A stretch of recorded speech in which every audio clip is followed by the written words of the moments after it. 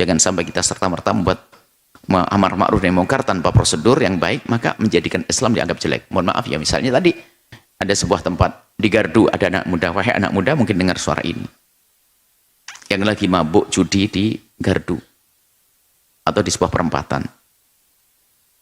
Maka sangat salah kalau saya tiba-tiba langsung mencaci, tuh anak-anak ini perempatan sana kurang ajar tuh. Lah, salah. Saya tidak pernah mengucapkan salam dari dekat kepada mereka. Saya belum pernah menyapa mereka. Dan ternyata yang kami amati, kami alami selama ini, wahai para perindu kemuliaan, mungkin belum pernah saya menemukan manusia sebrutal apapun selama ini pengalaman pribadi ya. Di saat saya mencoba menyapa mereka dengan baik, lalu mereka membalas dengan kejelekan, kita belum menemukan. Ada yang nemani kami suatu ketika, ada anak dengan bajunya macam-macam, rambutnya ini dengan segala macam bentuk tato segala macam, di sebuah pom bensin. Saya coba diuji coba. Mereka bukan orang yang tidak punya hati. Hanya mungkin kesalahan kita tidak pernah kita menyentuh hatinya. Kita hanya mengucapkan assalamualaikum, mas boleh menuang duduk? Oh boleh, silakan. Lalu tak suruh mengeluarkan ke kue dikeluarkan. Kita ajak makan bersama. Bagaimana? Di saat kita beri makanan, dia mau makan itu malah mempersilahkan. Mari pak ya, mari pak. Wong saya ngasih kok, dia mari pak. Masih punya sopan santun dia. Ajib. Duh, ternyata dia tidak sok begitu, tidak. Coba kalau saya datang, coba ini. Dan hari ini kita tidak pernah menemukan. Belum pernah menemukan. Mereka punya hati sebelumnya, bisa jadi preman, jadi ini. Mereka punya hati. Hanya mungkin kelemahan kita tidak pernah menyentuh hati mereka. Maka kami ucapkan kepada siapapun yang hari ini, dengan kebrutalannya, dengan kejahatannya, dengan kebengisannya, mohon maaf. Jika kami tidak mampu menjangkau Anda, kami tidak pernah bertemu dengan Anda. Saya siap bertemu dengan Anda yang bengis itu, yang katanya brutal itu. Kami yakin Anda punya hati. Di saat Anda menjaga persahabatan Anda, lihat. Mohon maaf, preman dengan preman sangat kuat persahabatannya. Persatuannya. Jangan ganggu preman itu, dia akan membela. Sebetulnya, kalau kami membidik bukan masalah kepremanannya. Saya membidik bahwasanya di dalam diri seorang preman sekalipun dia sebetulnya punya kesetiaan yang ada. Tinggal dikembangkan saja kesetiaan ini. Dan itu yang kita bidik. Dia akan setia kok. Mafia yang katanya itu punya kesetiaan. Barangkali memang kita yang salah. Kami sampaikan kepada mereka, saya salah. Saya belum pernah, dan saya selalu berpesan, kalau mungkin saya bisa menyentuh mereka, duduk dengan mereka.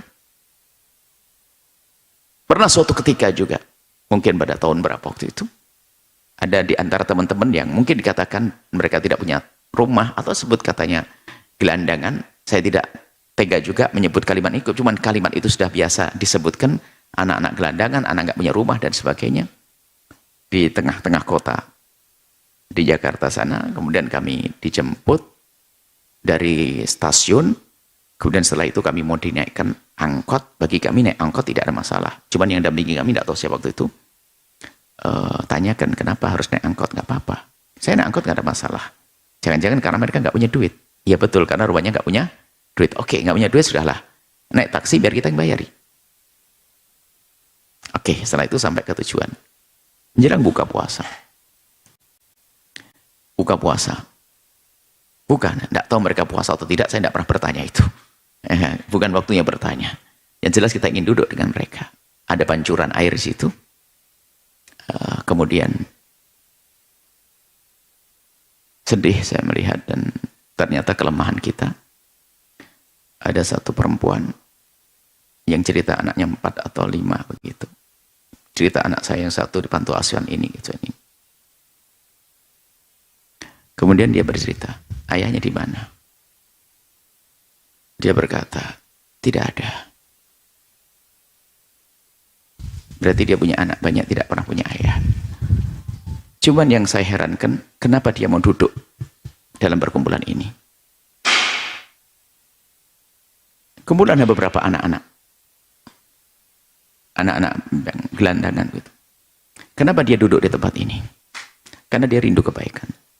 Dia tidak mengerti karena cara hidupnya ya seperti itu. Mungkin dengan kawannya, lalu hamil kawannya. Dia tidak ngerti harap rambu-rambu. Tidak punya kesempatan untuk ngaji, tidak punya kesempatan untuk belajar. Saya sedih. Tapi ya sudahlah, anakmu ditempatkan yang baik. Ngaji sana, ngaji, yang ngaji. Dia bangga dengan anak yang ngaji. Tapi dia tidak mengerti cara hidup yang baik karena lingkungannya. Mungkin tidak punya rumah, orang tuanya tidak memperhatikan. Mungkin orang tuanya juga punya permasalahan yang serupa. Mungkin dia lahir dalam keadaan seperti itu. Loh, apakah perlu kita caci, kita rendahkan orang semacam ini? Kenapa dia duduk semacam itu? Akhirnya kita sholat di musola, di masjid sampingnya tempat itu. Setelah sholat, subhanallah, sandal saya hilang. Nah itu saya ingat. Wah, dia paling marah. Kenapa? Dia merasa bahwasanya dia yang mengundang kita. Siapa yang curi? Khawatir teman-teman yang mencuri. Tidak. Biar hilang nggak apa-apa. Sandal saya hilang. Pulang tuh saya dapat renungan. Biarpun setelah itu memang kita terputus karena orangnya itu sudah hilang. Karena mereka juga mungkin nggak gampang nyimpan handphone. Terputus. Sampai kami rindu kalau seandainya ketemu lagi. Alangkah indahnya. Saya ketemu dengan mereka. Maksudnya apa? Loh, bagaimana mereka mau dengar omongan kita? Mau berkumpul dengan kita? Kita bukan seorang preman atas nama. Saya tidak pakai rambut yang begini, bukan ini. Saya atas nama Ustadz dan saya pakai imamah. Mereka mau dengar, artinya apa? Hati mereka sudah rindu kebaikan. Cuman bagi mereka yang sudah di lingkungan semacam itu tidak mudah untuk keluar. Mereka perlu kita tolong dengan keindahan. Siapa yang nemani waktu itu mungkin bisa tanya. Siapa? Asman mungkin? Coba tanya Asman cerita itu. Atau suruh nyari nomor teleponnya, dia hilang, HP-nya hilang semuanya. Sedih. Nawal hasil. Nah, ada artinya apa? Tolonglah, jangan mandang orang gampang merendahkan kita ini. Banyak orang-orang ingin mengentaskan dari kubang itu terlalu dalam. Dia susah, nggak akan mampu. Perlu pertolongan yang kuat. Sehingga dia melakukan zina dan sebagainya. Dia tidak mengerti kalau itu sesuatu yang terlarang, berat, atau bagaimana. Karena lingkungannya semacam itu. Apakah perlu kita hinakan? Tidak mengerti. Dia tidak mengerti hidupnya seperti itu. Tidurnya pun dia pindah-pindah. Bahkan tidak pernah dia mungkin bernaung. Tidur di bawah naungan. Asal saja. Selimut. Akhirnya kita melihat Allah. Kemudian suatu ketika, ada teman-teman yang bicara. Buya, ada beberapa teman-teman yang dia kena virus HIV. Saya ingin kumpul dengan kumpulan mereka.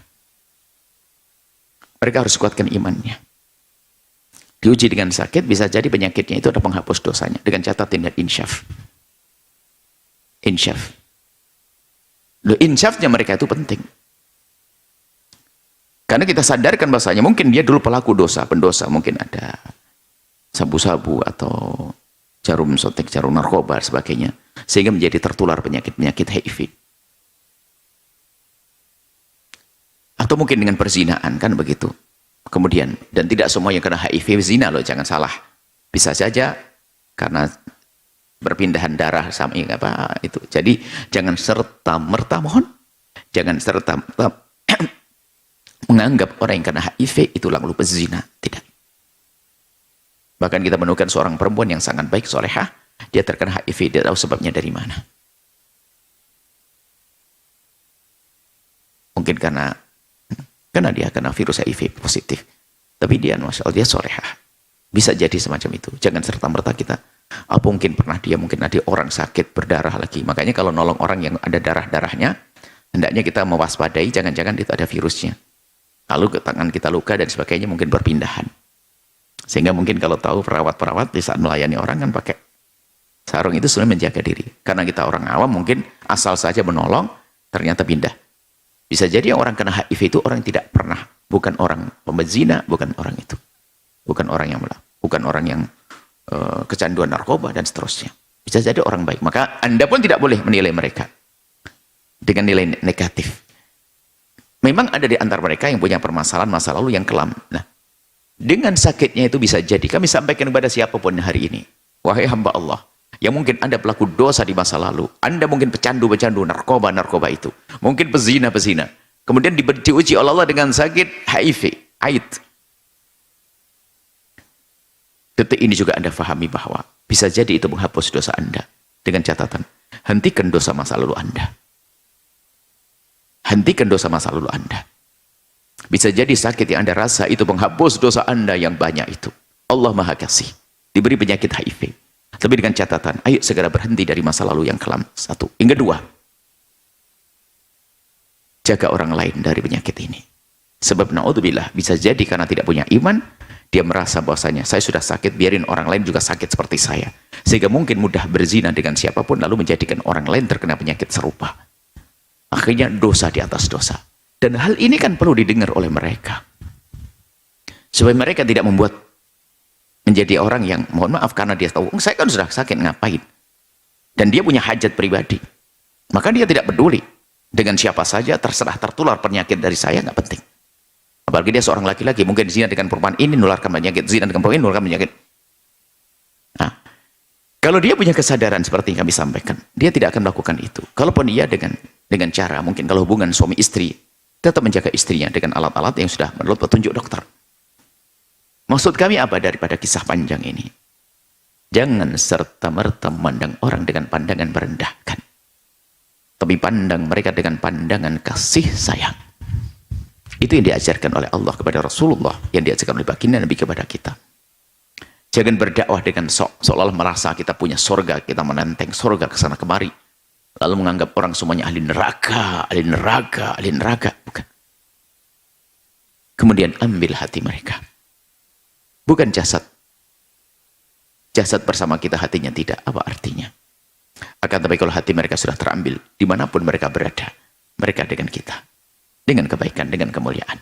Setelah Anda menyaksikan video ini, jangan lupa berselawat kepada baginda Nabi Muhammad sallallahu alaihi wa alihi wa sahbihi wasallam.